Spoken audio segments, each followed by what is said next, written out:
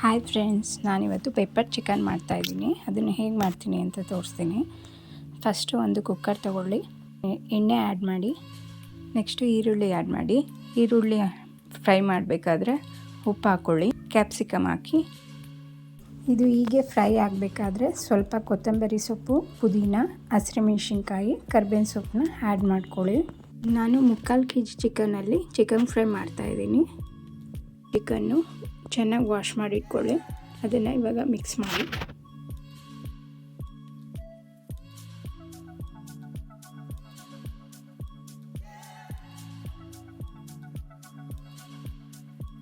ಇದಕ್ಕೆ ಅರಿಶಿನ ಪುಡಿ ಆ್ಯಡ್ ಮಾಡಿ ಚೆನ್ನಾಗಿ ಮಿಕ್ಸ್ ಮಾಡಿ.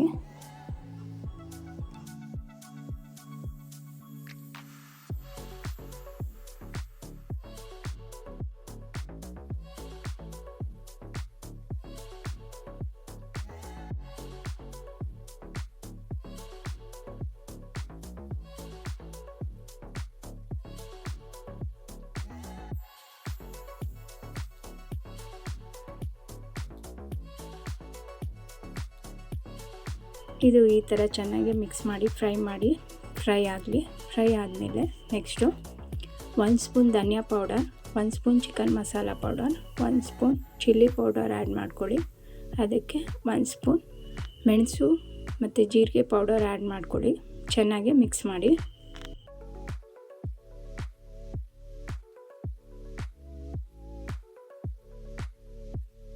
ಅದಕ್ಕೆ ಸ್ವಲ್ಪ ಒಂದು ಚಿಕ್ಕ ಗ್ಲಾಸಲ್ಲಿ ಒಂದು 1/2 ಗ್ಲಾಸ್ ನೀರು ಆ್ಯಡ್ ಮಾಡಿಕೊಂಡು ಮಿಕ್ಸ್ ಮಾಡಿ.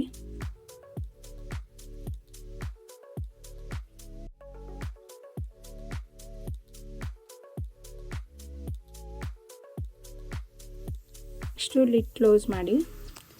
ಲಿಡ್ ಕ್ಲೋಸ್ ಮಾಡಾದಮೇಲೆ ಒಂದು 2 ವಿಷಿಲ್ ಆಗಲಿ. 2 ವಿಷಿಲ್ ಆದಮೇಲೆ ಲಿಡ್ ಓಪನ್ ಮಾಡಿ.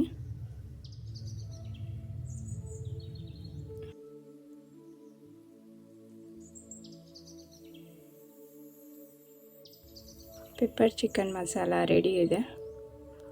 ಇದು ಚಪಾತಿಗೆ, ಅನ್ನ ರಸಮ್ ಮಾಡಿದಾಗ ರಸಮ್ಗೆ ಸೈಡಲ್ಲಿ